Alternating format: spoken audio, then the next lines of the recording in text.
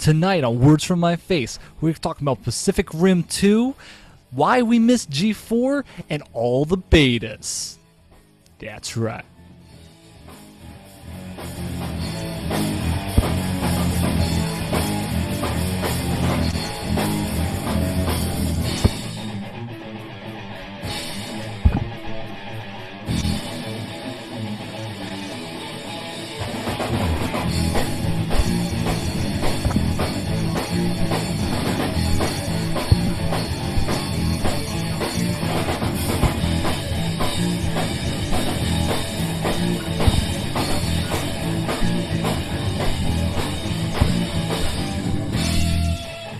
What is going on, everybody? Welcome to Words From My Face. My name is Brian. With me, as always, producer extraordinaire Brendan. Yo. And we are the one and only home of the Chewbacca chainsaws. Are we? We are. Alright. I guess we need that sound effect to be the I only thought we were home. the Words From My Face. We are Words From My Face, but we're the one and only home of the Chewbacca chainsaws here at Words From My Face. So you think you can be two things at once? We can be everything we want to be, all at once. I don't think know. you're I don't know stalling. if You don't have the Chewbacca's sound really effect down right for this. Oh, okay. No, he is down. Me and Chewbacca, we were actually in Miami over the weekend, and I am the only person in the entire world who can go sit on the beach for a day and not get tan. I think it's because you're Irish. I think that has a lot to do with it, that's for sure. Because, yeah, I look no tanner. I mean, check the tape. You can go look back at the last tapes. I am no more tan than when I left. Like, it's kind of weird. Yeah, so that's the thing. Yeah. But tonight, we do have our entertainment show, and as you heard from the new intro, tell us if you like the new intro, or if you like the old one, or if you want us to develop a new one on top of this new one with a new, and not the old. But let us know in comments down below, or at Words to My Face on Twitter. Of course, you can always hit us up at Google+, or wordstomyface.com. It's a website. It's a thing you can go to and type stuff in, and we'll see it. Yeah, there's like a comments section and a contact section, and there's probably other stuff there too. Just look at it. Yeah. Just look at it. You know, we have it up there. But you know what? We're kind of celebrating right now. We've been on the air, if we're going to call it on the air. We are doing Hangouts on air. So we've been on the air for about 2 months now. We started about April 14th, and almost 2 months in, we have 1,000 views, so we're happy. Yay. Thank you all for listening. It's all because of you. And a little bit, a couple because of us, but a little bit because of us. We watch our own videos too. I mean, come on, we're not gonna lie. We watch our own videos too. So, yeah. But so tonight, as you heard, Pacific Rim 2.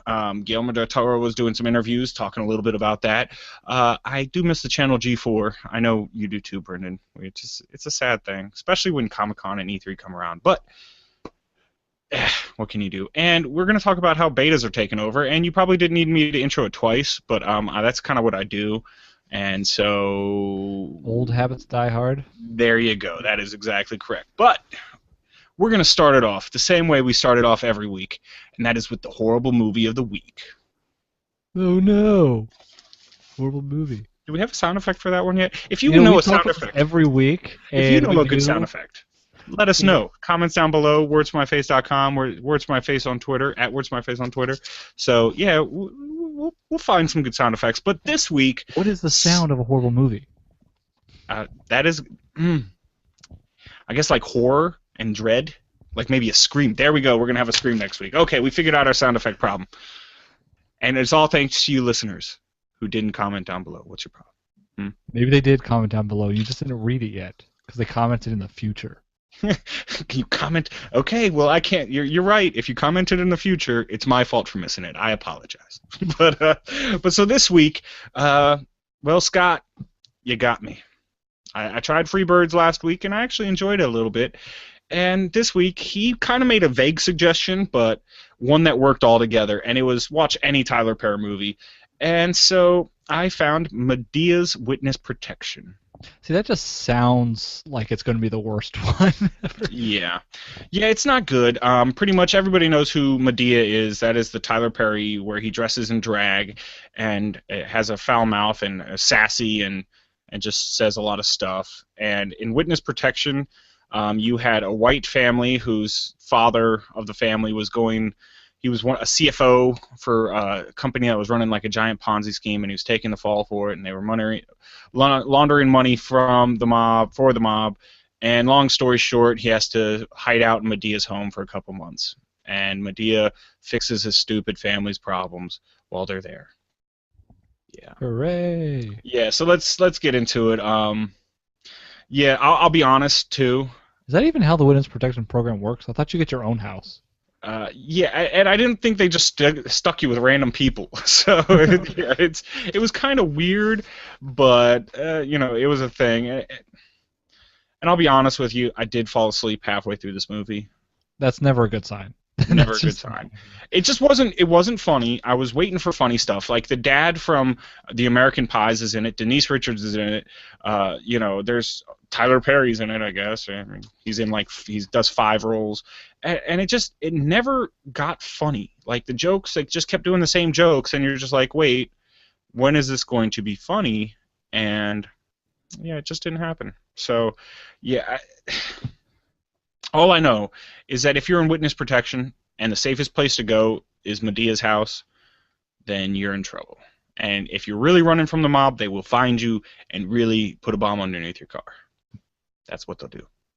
But yeah. So But they as won't I put was a bomb watching under this movie, Medea's house, apparently. they might do that too. But as I I think was she's so watching, big. Too big. Scare them away. That's There you it. go. But as I was watching this movie, one thing kept creeping into my mind, one image, and if you've seen the South Park episode where they're trying to shut down Family Guy, where Cartman's trying to shut down Family Guy, and they figure out how Family Guy does their shows, and it's a bunch of manatees that grab these ping pong balls and like move them into like a tank, and then they have ideas on them like trips and falls or you know, stuff like that. That's kind of how I see these Tyler Perry movies going. And I was going to think of another animal that did it, but I couldn't think of an animal that was really dumber than a manatee, so I'm just gonna kind of steal South Park's idea. And, I mean, he's literally doing it on a dartboard. He's like, family, okay, 2 kids, all right, throw 'em at Medea, and, trouble. And then he writes a movie around it, and it's not good. I mean, Tyler Perry at this point has done so many movies and has had TV shows. I'm sure those creative juices ran out quite a while ago. It probably is just like, here was something. Yeah, here's some more, and here's another one, and here's another one. I mean, yeah, Tyler Perry Presents is everywhere, and so good for you, Tyler Perry. You're making mad loot, but you're not making very good movies. And when you try to make movies that aren't really your own movies, like Alex Cross, that was a bad one too. Maybe though, he's got everything really figured out because he knows the more time, because time is money. The more time he spends on writing like an intriguing script or hiring someone and reviewing their intriguing script, the less time he has to do other stuff. So you know he's wasting his money on good scripts when he could just publish whatever, you know. I just put out whatever. Somebody's going to watch it. I mean, if it has Tyler Perry's name on it, people are going to watch it. So, yeah, so that was the horrible movie of the week. And so, Scott, you got me. You got me good. Yeah, you actually got me real good. But it's not going to be the worst movie I've ever reviewed. I'm going to give it a 1.5 Chewbacca chainsaws out of 5. And you don't have to do a half sound effect, but that's what it's getting. Yeah, and then it gets an angry stare from Brendan. That's what else it gets. But yeah, so if you have a horrible movie of the week you'd like me to watch, let us know in comments down below. You know, wordsmyface.com, at wordsmyface on Twitter, and I will torture myself with it next week. So keep them coming, people. I need more horrible movies of the week. I believe next week I'm going to be watching The Purge, which, if you listen to last week's show, Mr. Ryan Celsius, our special guest star, was on, recommended that one. So that'll be the next one that I torture myself with. Yeah. Look forward to that. Yeah. Look forward to The Purge. Well, you might look forward to it, but I certainly don't. Yeah. And you know when I put the announcer voice on, I'm not liking it. Actually, I might like it. I like to do the announcer voice. That's just how I roll. Let me know if you like the announcer voice at wordsmyface.com. All right, well, let's move on to the real part of the show. And let's start it off with Guillermo del Toro. I was like, I should know this. Why did I have to look down at my notes? But I did anyway. And this is because Guillermo del Toro was recently interviewed, and he was talking about, the interview kind of skewed towards Pacific Rim. And the director was talking about how he script for Pacific Rim 2. And now it has not been greenlit by any major studio as of yet. I can't imagine it'll take very long for a major studio to greenlight it, because anybody who saw Pacific Rim 1, I mean, that was a surprise movie. I looked at that from previews and was like, oh, it's really stupid. I don't want to watch this. And then you actually watch the movie, and it was solid. I mean, you had Charlie Hunnam from Jax from the Sons of Anarchy. You had Charlie Day. You had all the best Charlies. All the best Charlies out there in business, except for Charlie Sheen. I guess they didn't get him into maybe the next one. Yes, Charlie Sheen drives a robot. Winning is all I gotta say. But yeah, Charlie Day in it, and Charlie Day is awesome. If you don't know who he is, what is wrong with you? That is Charlie from It's Always Sunny in Philadelphia. Not a lot of his own stuff, but he's a very good public speaker. I actually saw him at my little sister's graduation at Merrimack, and that actually went viral, and I was actually there. So yeah, that was pretty cool. Maybe you should have reported on it live from there. Then we could go viral. I would have, had I known he was going to be there. Like, I was sitting there reading the little, what do they call those? The pamphlet? No, but it's like program. The program. And my little brother turns to me and goes, not this other little brother, another one, goes, hey, look, it's Charlie Day is the guest speaker. You think that's him? I was like, no, that can't be him. That's not him. And then he goes walking past us, and I was like, oh, okay, it's him. Didn't realize he went to school there, but apparently he did. And I should also rephrase that. It is Dr. Charlie Day now, because he did get his honorary doctorate. Honorary doctorate. But we can still call him doctor. He is legally allowed to use that, I believe, since he does have an honorary doctorate. So that's pretty cool. But yeah, so Pacific Rim 2, now there are going to be one or two new things. Like, his co-writer from the first one is actually doing another project somewhere else, and so was unavailable for this. But I think this is where we really get lucky, because they have Zach Penn, who is the co-writer of such movies like X-Men 2, now not X-Men, or X-Men 3, the bad ones. Well, X-Men 1 was good, but not X-Men 3, the bad one. X-Men 2 was the best. Yeah, X-Men 2 is the best. Exactly. So the best X-Men movie. And he also co-wrote with Joss Whedon The Avengers. So, I mean, two awesome action, big budget, huge movies that turned out excellent. And this guy's joining the cast. So, or not the cast, the writers group. And so I'm looking forward to that. And the story, he was saying, is actually going to be a sequel. Now, a lot of people thought they were going to do a prequel to the first Pacific Rim, because in that movie, they kind of show the kaiju's first coming, and then they say, oh, they've been destroying us. They built these monsters, and they kind of did a montage flipping through that. And then we were able to fight them back with these giant monster machines that we were building, and then they kind of skipped to the final battle. So there's lots of room for a prequel there, but that's not the way he's going. He actually said in the interview he was never interested in doing a prequel or a lot of that. He skipped over a lot of that for a reason, because this is the part of the story he really wanted to focus on. And so Pacific Rim 2 is actually going to follow the two main characters from that survived from the first movie, and kind of see where it goes from there. Yeah, so honestly, it's pretty interesting. Put in there, I'm glad that they're not going with the prequel idea for two reasons. One, clearly, they already got the best, one of the best writers for doing a sequel for a series, right? Mm-hmm. With X-Men 2, yep.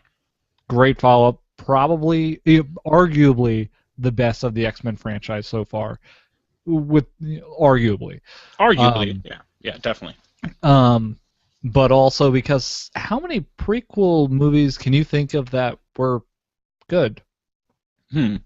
Or were at least better than the first anyway? There's not very many. The only one I can think of that might have some merit to it is, and it wasn't even very much a prequel, but Temple of Doom, Indiana Jones Temple of Doom, because it kind of was set before the events of the first one, I think. Yeah, I believe you're right. It was set before Raiders of the Lost Ark, because Raiders of the Lost Ark kind of flows 30s, more into.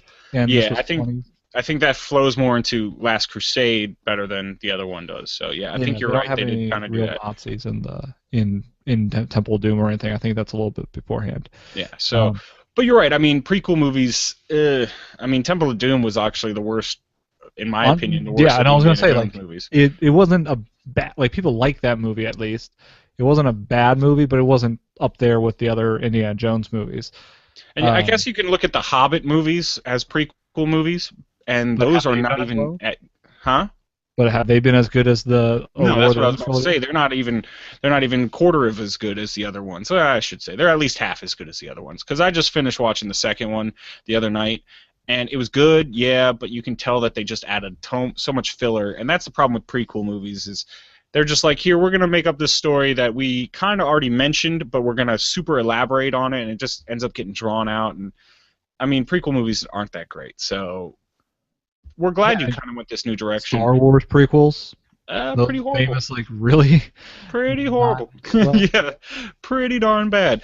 And so now Guillermo del Toro did say he had some really crazy ideas for this next one, and I'm just wondering what they're gonna do. I mean, is it gonna be like, um, are the kaiju, did like some of them sneak in without them realizing it, and like so now there's like a mother kaiju in there that can birth more kaiju, and so they keep coming? Are they gonna totally go away from the kaiju? I mean, they can't really, can they? I mean, they have. That's pretty much Well, you essential. never know. They could, if they're good enough, maybe they'll think of something else. Maybe the kaiju aren't the worst scum of the universe, or maybe they're obviously from some other planet or dimension or whatever it was that they explained. Yeah, Maybe there's another others with dimension, I similar believe. technology out there, or maybe humans are going to go start exploring now with that technology. Maybe they take that and they're like, hey, we'll go find other planets. Oh wait, there's other monsters on this planet. I mean, you could do something like that. So I am looking forward to that. That should be pretty cool. And I think Guillermo del Toro has proven that he is one of the best monster movie makers out there. I mean, if you've never seen Pan's Labyrinth, yeah, it's in subtitles, but it is an amazing movie. Just the creatures in that are awesome. Hellboy 2, I wasn't really a big fan of Hellboy, but that Hellboy 2 didn't have this grandiose, huge budget, and yet he still did some of the most amazing things with those monsters and those characters with it. So I'm looking forward to that from him. I think he'll Yeah, do a really good and job. he does it well enough that honestly, when I think of the movies you just listed, yeah, if I think about it hard enough, I realize, yeah, it's essentially a monster movie, but it doesn't initially remind me of a monster movie. Now, kind of because it reminds me of other stuff, like Pacific Rim, I think more of the robots, but you're right, it is the monster stuff. Labyrinth, there's a little bit more of a story to that, it seems to me, so I think of that more. A very good story to it. Yeah. Yeah, but you're right. He makes these monsters instead of just a side prop, an actual character, and you stop looking at them almost as monsters sometimes, and you start looking at them as actual characters. Because even though the kaiju didn't talk, they definitely were characters in that. I mean, And there was enough other stuff going on that it wasn't like focused on just the fact that there are monsters. Like there are like a bunch of B movies you think of that are monster movies. half the Godzilla movies out there. Yeah, it's really just focused on the fact that there's this giant monster, Yeah. and they are a monster. It's scary. They're killing people. Whatever it is, there's not a whole lot of depth beyond Hmm. that. So Yeah, and it's really cool for him to add that depth. So Pacific Rim was, like we said, awesome movie. If you haven't seen it, go ahead and check it out. Pacific Rim 2, we're hoping will be the same thing. But let us know what you think about Pacific Rim 2. What kind of direction you'd like him to take. Comments down below. Of course, Google Plus at Words for My Face on Twitter. Let us know what you think about Pacific Rim 2 coming out, or just some of the other Guillermo del Toro projects that we might have missed that are really awesome. Love to hear it. And so let us know. Hey, it's words from our face, but it can be words from your face too. Huh? it can't. Is that gonna be our new catchphrase? No, Words that's from your face too. it's not only words from my face, it's words from your face too. Yeah, no, it's not going to be the catchphrase. Sorry. Not going to happen. Be a Saturday morning special, something like that. The more you know. That's an old G.I. Joe one, and if you don't know where that's from, come on. Because knowledge is half the battle, really? Come on, people. Nobody else watched it? And what's the other half of the battle, Brian? I don't know. I guess the actual battle part is the other half of the battle. Fighting. Death, knowing stuff destruction, is knowing stuff explosions. is good, but you also got to be good with the other stuff. So yeah, that's the thing. But let's move it on to the next topic, and that topic is how I miss G4. Tear. It's gone away. And G4, if you don't know what it was a TV channel that had a lot of focus on some video games and movies and just cool stuff that I like to watch. And now it's gone. And it's actually been gone for about a year, so I don't know why I'm crying about it right now. But G4 was a really, really cool channel. They had things like Attack of the Show, which was their own kind of little 1 hour variety show that kind of caught you up on some of the cool comic book movies, video game TV shows and stuff like that. Just stuff that, kind of like what we talk about here on the show, those types of entertainment things. And it was really cool because every year during E3 and Comic-Con, they would do like 5 days of full extensive coverage. You'd see every single on-hand demo that was at one of those conferences. You'd see all the projects. They used to live broadcast all of the press conferences. Like today was cool because Spike did a live broadcast of the Microsoft conference and also the EA conference, which I watched both of those today. We will have more on that next week. But those were really cool. It's just when they were done with the conference, and now there was no commercial breaks as well. I got to mention that. They did a very good job making sure there was no commercial breaks. And that's probably because E3 is just one big advertisement in itself. So, like, how are you going to have commercials outside of more commercials? Yeah, they probably were. I think they were sponsored by several groups to get extra airtime or whatever for their project, Mm-hmm. But so that was pretty cool. But then when they broke off after the press conference, they had a panel of people. And now Adam Sessler from G4 was actually on one of those panels, and he was pretty insightful and pretty good. But the rest of them just were kind of eh. I mean, they had these women there that, yes, they were attractive to look at. Spike's version. Spike's version, I'm sorry. Yeah, Spike's version. And they had some women there that were attractive to look at, but, G4 used to have the attractive to look at women that also knew games. It's just like, it's almost like Spike is like, we're going to throw women at you because we think that's what you want to see, but they're not really going to be insightful. So, which is kind of sad because there's a lot of really, really insightful, entertaining women who know exactly what's going on with this stuff, and they just kind of missed the mark on it, I guess. Yeah, and that's one of that goes back to one of those complaints about the video game industry that's been coming up a lot lately of, a lot of these big companies, not including those that are talking about it, not realizing there are a lot of women gamers out there that know what they're talking about, that you could also appeal to, that you don't need to just use women to sell games to men. Yeah, and that's actually probably a lot of a turnoff for a lot of these women gamers is to see that they're like, oh, that's what they want me to look like. No, we want you to be who you are. Just enjoy playing the game, just like everybody else. And what's the difference, But it's almost like they're ostracizing one certain group of the population because they think, oh, the men buy more games. And it's granted we do, but I don't have the stats in front of me. But I can guarantee you, just over the past 10 years, the amount of female gamers is probably quadrupled. I mean, yeah, honestly, the last time I saw all the stats, and this was even like 2-3 years ago, the stats from some game industry insiders was like, 40% was women. So that is good. So it's still, almost even. And you are, even in gaming, you're seeing this kind of shift to more stronger female characters, not the stupid characters, but the really strong, like the Tomb Raiders, the reboot of that series. They did show a trailer of that, which was awesome today. They're really making her into an actual character instead of a pair of boobs running around on screen, which she had been before. You have games like... with guns. She was pretty badass with guns. Before, too. But so. Well, yeah, but come on. I mean, come on. Yeah, I know what you're talking about, but still, like, she wasn't much of a character other than... I'm Indiana Jones with lots of large assets. I like how you put that. Lots of large assets, but yeah. But then they showed her most recent game was awesome, and then they have another one called Rise of the Tomb Raider. They showed her as a really nice, strong female character, which is really cool to see. You have a series like Mass Effect. Now you could either pick as a female lead character or a male lead character. And now I didn't do it this way because I like to pick the games. I actually make the characters that I play in games like those look like me. So that's what I do. But I heard that if you were the femme shep, as everybody likes to call them, that was actually the better voice actor, and she was a lot better of a character than actual male Shepard. So, I mean, cool games like that to show that. And I don't know how we quite got onto the topic of female gamers. We were talking about G4, so yeah.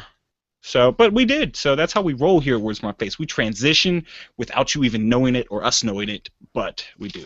Yeah, so just in a synopsis of everything is G4, I miss you. You got to get something back. I mean, I still have the G4 app on my phone, and it's like last update was like a year and a half ago, so it's kind of sad. You know what I think, honestly, though, has happened to fill that void, and probably one of the reasons why they started falling off is the little nooks and crannies of problems at G4, but there's been a big gaming community building up of gaming, video makers on places like YouTube, places and on their own sites connected to YouTube. Like you think of Screw Attack, Words from my Big face. Source. Words from my. You got people that do stuff like us, exactly. Screw Attack, which does more retro games, but also talks about recent games and does their own new stuff. But they're all online.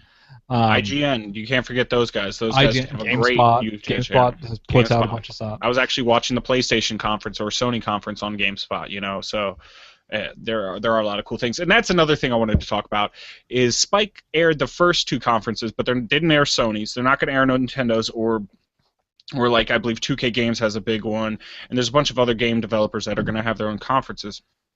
You're just not going to be able to see on TV. You're going to have to find it online, which isn't that hard. So I don't know why I'm complaining. But yeah, for most people anyway, that would be watching this, it's not that hard. I mean, GameSpot was showing a lot of it. Nintendo's going to send a lot of their information directly to people. I think it's going to be up on the Wii U, and they'll have it online. A lot of the game makers will stream their own stuff, but again, GameSpot will talk about it. Several other sources will have this stuff because that's a lot of where the industry is going right now. People like having their content online. It's around. It's available. Sometimes you can put it up while you're at work on a side screen somewhere, and that's what I was doing today for some of the conferences. I just had it. Shh, don't tell them that. Your bosses might be watching. I was still working. Don't tell them that. I was just listening. You still need a job. We're not that big yet. All right, you're right. I heard about others. He heard. He Yes. heard. He did not I watch heard it. about others possibly putting up these In conferences theory. on a side In screen. theory. Yes. Hypothetically, he was watching. Hypothetically. So, but yeah. I was only in character watching. I was not actually watching. That's all There for you the story. That in the greatest theme of things, but yeah. So, but yeah, we just need more places for games. More of a streamlined thing, a more mainstream thing, and hopefully IGN is pretty big. I like to watch a lot of their stuff, and maybe we'll get big too. Only with viewers like you. Which we have 0 of right now. People. No, nobody watches the live stream. People usually watch it when we cut up the videos and put them up because that's how we roll. Don't let them know that. I'm not letting them know that. You're right. Everybody, actually, we have 1 million viewers right now. But so Unless it makes them feel more special that there's not. Maybe we're streaming just to you. yeah, you are the only one watching us. You and only. I can never figure out where my finger is when I'm doing the webcam thing. But yeah, I'll figure that out one of these days. But so yeah, that's kind of why we miss you, G4. Where'd you go? But let's move it on to one of my favorite segments. And I'm slowing it down so that Brennan can get ready to hit the sound effect button. And this is the first time I've ever really given a warning for it. But we're about to do Quick Hits of the Night. See? Hey, I guess if I give him a run-up for it, then it'll make it easier for him. It also makes it easier for us to cut up the videos. But you don't need to know that, huh? Yeah, you know what else? This was a little bit of a gamble because apparently I forgot to label that sound effect this time. Oh. So I have this one sound effect called No Name. And I was like, well, that's the only one left. Hopefully it's I it. hope it's that one. If it's not this one, well, then this is our new sound effect for Quick Hits. But I kind let's of wish start. that it was something else or so it'd be funnier, but it turned out to be the right one. Hey, the fact that we actually did it right, I don't know if that's a problem. But let's kick off the first Quick Hit. And that is Fault in Our Stars, a movie about a girl with cancer, actually topped the box office this weekend with $48.2 million in box office sales in the U.S., followed up by Maleficent with $33.5. And this was actually a surprise. This is the one I thought was going to take the box office for this weekend, and that's the Tom Cruise movie, Edge of Tomorrow. But that only clocked in with 29.1. So, Wow. but I mean, these romantic comedy, I don't know what Fault in Our Stars was. I don't know what. I know it was about a girl who has cancer who's fallen in love. Our boy Ryan Celsius got me up to speed today, actually, on it. I was talking to him. He said something like, some girl gets cancer, boyfriend decides to stick with her, through it, and you know, sad romantic story ensues, I guess. So Ryan watched it, huh? Maybe we're going to be bringing, yeah, that's right. I forgot to give a big ups to our man Ryan Celsius. We will have him back on recurring roles here on Words from My Face, so I hope you enjoyed it. We did. But apparently he likes to watch Fault from Our Stars, Fault of Our Stars, Fault in Our Stars, whatever the hell the movie is. Maybe we'll have him do the horrible movie of the week next week. We'll Yeah. see. We'll talk to him about it. We'll see if we can convince him to come back another time. But yeah, We'll we'll have him convince him to come back. We'll have him back on. Come on, he loved it. We loved having him. So that's mutual. That's you do stuff like that, I mean, right? if there's any argument, we always have a smooth negotiator. He's the best negotiator of all time, I'd say. In fact, even without his chainsaw, but he's even better with his chainsaw.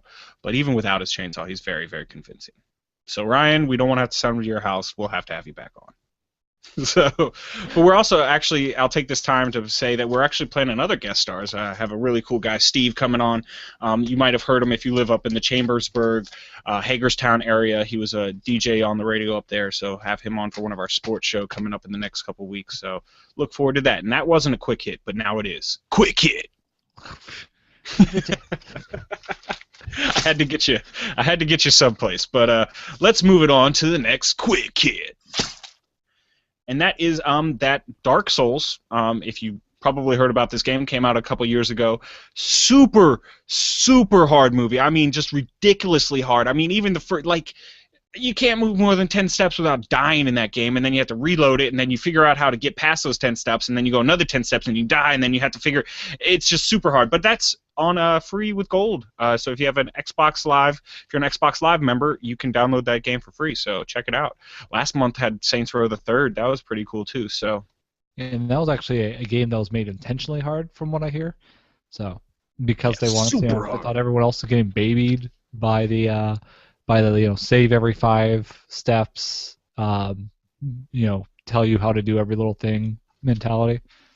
So, a little bit of a refresher, if you wanted that hard action, back to I would think even harder than some of the arcade days. But so I mean, it's a fun game.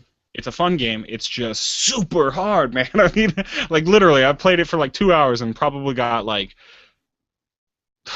maybe like where most people would have gotten in like 15 minutes. I mean, it's just ridiculous for me. So maybe I'm just not good at that game. But what can you do? Let's move it on to the next quick hit. And this one's a little bit of bad news. Sorry for all those people who were big Ant-Man fans.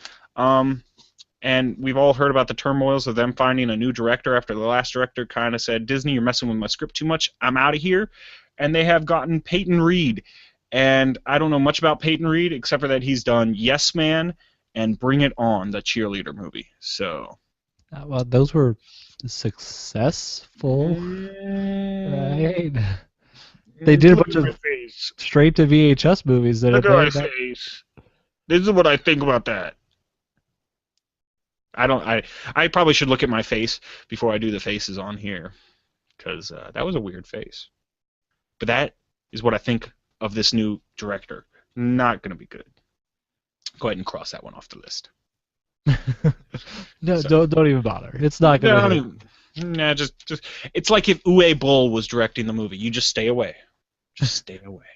But yeah. So that's sorry, Ant-Man. You're a cool character, and they're just totally gonna ruin it. Yeah, Let's well, move on to All All right. It sounds like we have a future horrible movie of the week coming up, so maybe you will be watching it. Well, yeah, actually, darn it. I will be watching it and giving you a horrible movie of the week. Maybe it'll surprise me and be a good horrible movie of the week, but maybe not. Is that weird when I do that? Yeah, kind of. I kind of looked away. Okay, well, yeah. But how about this? Let's move it on to the next quick hit. You were on point on that one. I couldn't get you again. But so this is the new Madden cover has been announced, and the new Madden cover athlete is going to be Big Mouth Richard Sherman. Now, he is a spectacular athlete. He is actually very well spoken. I called him Big Mouth, but he's very well spoken, so I don't mean to say anything bad about his speaking. I'm not a big fan of him because he plays for the Seahawks, and that's not the Redskins, so. Well, it's probably going to be good for everyone else because there's that Madden curse. Madden curse, buddy. You're gonna break a leg, literally. We're sorry. We don't hope this on you, but But yeah, it's the trend. usually is What what can you happens. do? It's usually what happens. So Watch your knees. yeah, Duck. watch them. But yeah, so that was the quick hits of the night. And let's move it on to our last subject of the night, and that is the fact that it seems like everywhere you turn nowadays, a major game is coming out with a beta. And if you don't know what a beta is, it's usually a smaller release of just a segment, a more finished part of a game. Usually it's a multiplayer faucet. Lately, that's what it's been. Yeah, lately it's been multiplayer. It's not always multiplayer. I mean, But lately it's been the small aspect because traditionally betas were or could be pretty much the whole game that are pre-released. But go on. But lately there hasn't been. I mean, traditionally speaking, you also didn't have the access to the betas we're talking about. But you're right. Usually it was like, here you go, here, play this game, tell us what you think is good and what you think is bad. Now they're saying, here, play this segment of the game, let us know what you think, especially with multiplayer. Like, they'll give you several maps you can play with multiplayer. Like a game, Payday 2 is a game about robbing a bank, and the demo was pretty much a beta, where they let you get online and join up with other people and rob banks, which was really, really cool. And at E3 this year, and now I think one or two of these was announced before E3, but they came out with, I counted 4 betas. There could be more than that, but I counted 4 while I was watching. And those 4 were Halo 5, you have Battlefield Hardline, you have Fable Legends, and this other game called Landmark, all coming out with betas in the near future. And now I think this is pretty awesome for gaming in general, because you have games like we talked about a couple weeks ago, Unreal 4. They're pretty much opening up the entire development stages to people to give their input on them. Like, they're doing pre-alpha builds, you're allowed to give input on that. Alpha builds, you're allowed to give input on that. The beta is going to be open to everybody. They want input on that. And this is really just a good way of game developers saying, here, we think this is a good idea. What do you think? And now I'm sure there's going to be people sending feedback like, ugh, your game sucks, man. But then there's also going to be people saying stuff like, hey, I would think it would be smoother if you did this, or what if you added this weapon to it, or what if this did this, and it just adds elements to the games, because forever people have been adding on to the games. I mean, if you are a PC gamer, you know about mods. And mods are a good way of just extending the life of the game. You have some mods like for not Skyrim 4, Elder Scrolls 4, which was Oblivion. You had people make mods that actually made it into Skyrim.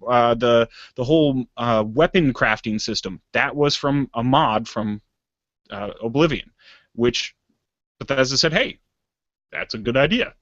We're putting it into Skyrim. So you have really cool things like Halo 5. You actually can get this. They're coming out with a Halo collection, which you can play Halo 1 Anniversary. Halo 2, they announced an anniversary for that. Halo 3 and Halo 4 are all going to be on one disc, which I just think is absurd for one disc. That's a lot of games for one disc.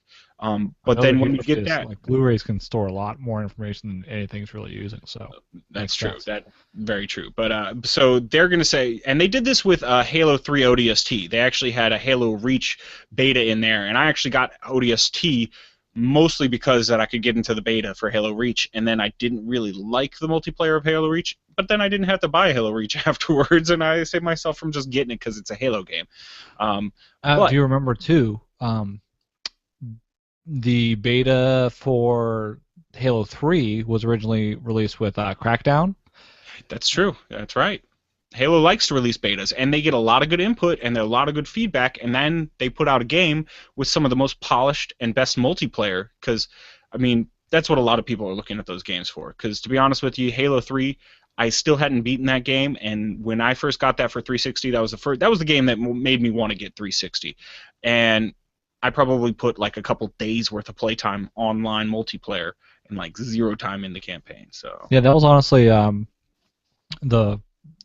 that was the primary FPS that I played was Halo 3. I had played Halo 1 and 2 a good bit, and I played others, but I played Halo 3. That kind of hit the spot. I remember at the same time that you had it, I was when I was first back from New York when I was up there. And I played that for hours too. We actually shared an account, and Yeah, well, um, and leveled our guy up really quick. yeah, So yeah, it was awesome. I didn't mind. I was like, hey, I just jumped up 5 levels. Sweet, Brendan must have been playing. So yeah, so that's really cool.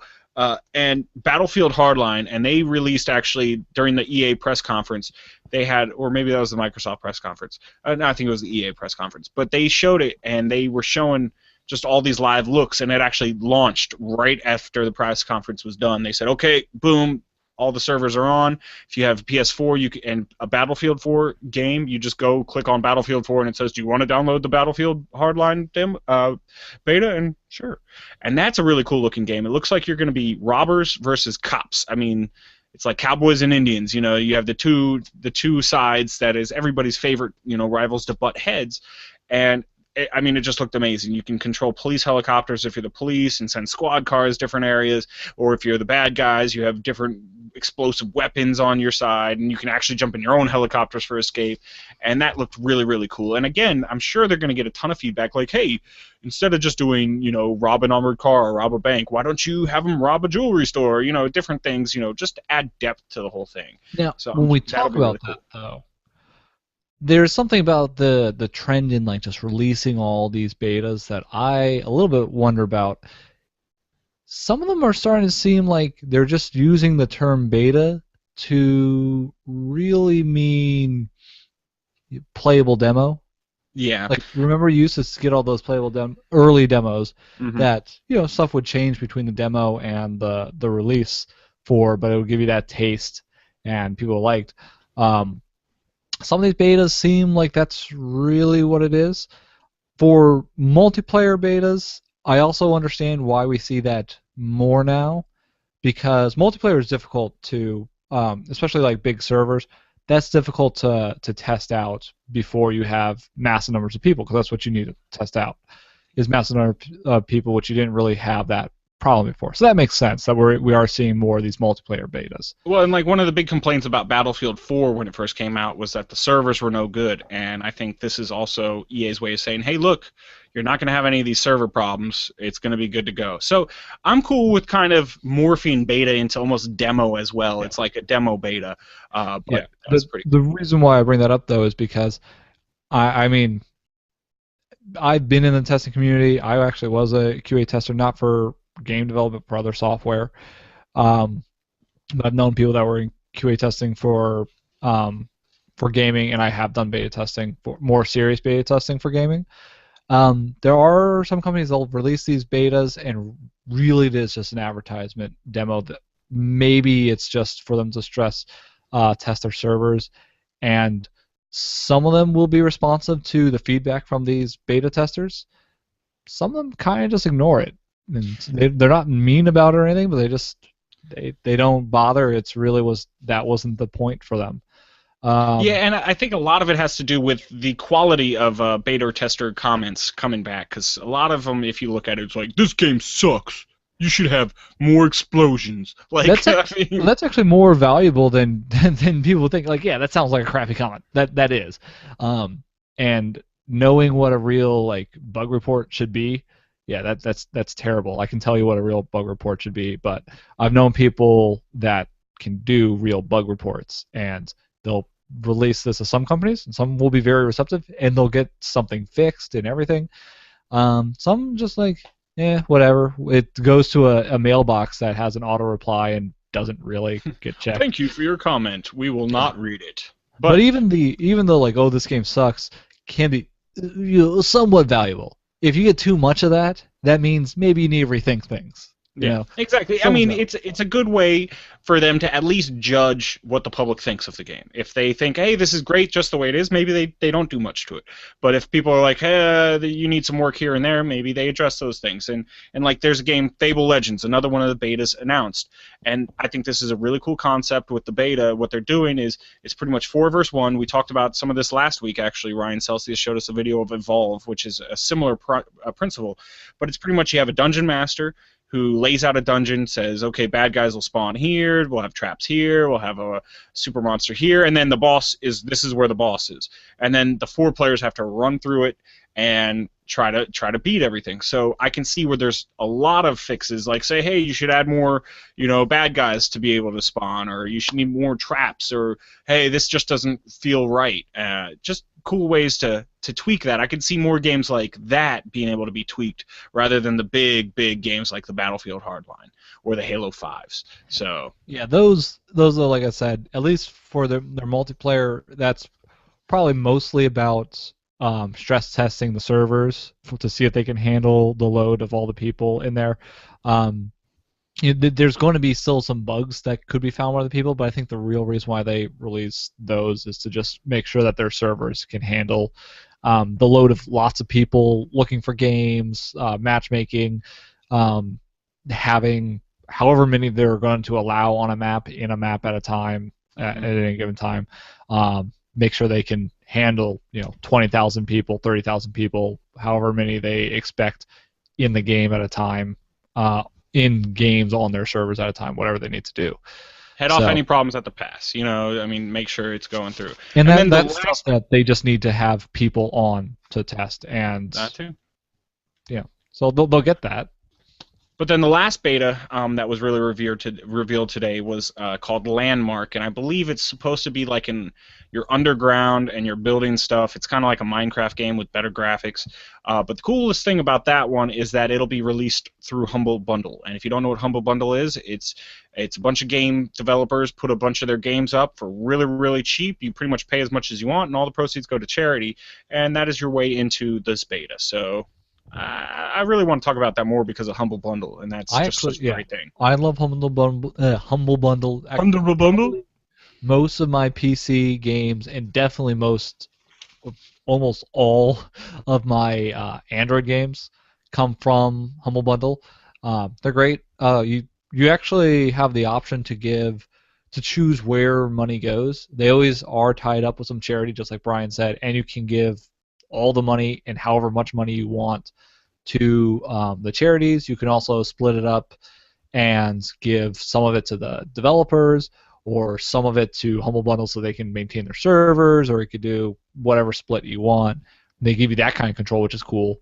I used to really like it because they made sure that a lot of games were very cross-platform, so you could play it on Windows, you could play it on your Mac OS X, you could even play it on Linux or Android, sometimes iOS in there, sometimes other stuff. So that was always really cool for what they did. And they would help even a lot of developers make their games more cross-platform. They've done a little less of that lately, but they always try to get some out there to help these indie developers get out there and help get more games out to more audiences, which is pretty cool. Yeah, and help out charity. I mean, yeah, they're doing something good for people and giving people what they want. Giving us games that we want and saying, hey, pay as much as you want. I hope most people are better than just saying, here's a penny. But it goes to a good case. They give you incentives, like if you pay above the average, right? They always say you get a couple extra games, which is cool because the average is not that high. I believe Mortal Kombat Arcade Edition, which had Mortal Kombat 1, 2, and 3, is your reward for paying over the average. So that they do that. But yeah, I always pay above the average because I want those extra games. But also, like, whatever I pay above the average still is going to be for the quality of games that we're getting and the number of games you end up getting. Yeah, I'm still saving so much money. So yeah. But let us know what you think about the betas coming out. Is there one of these betas you're looking forward to playing more? Are you already part of one of these betas? Let us know how that's working out. Of course, comments down below. Words to My Face, at Words to My Face on Twitter, wordstomyface.com. We'd love to hear from you and let you know what you think. But you know what? I think that's going to about do it for tonight. Oh, no. And you know what that means. We're starting this new outro thing, which I'll let Brendan start that off for us.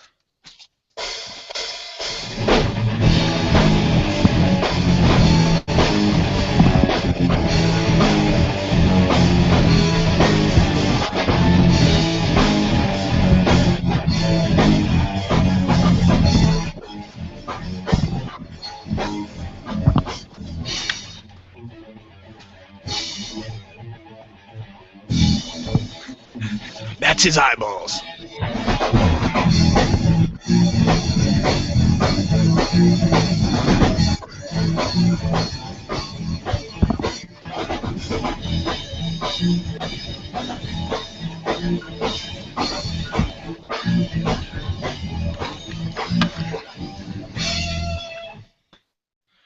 And that's the show, everybody.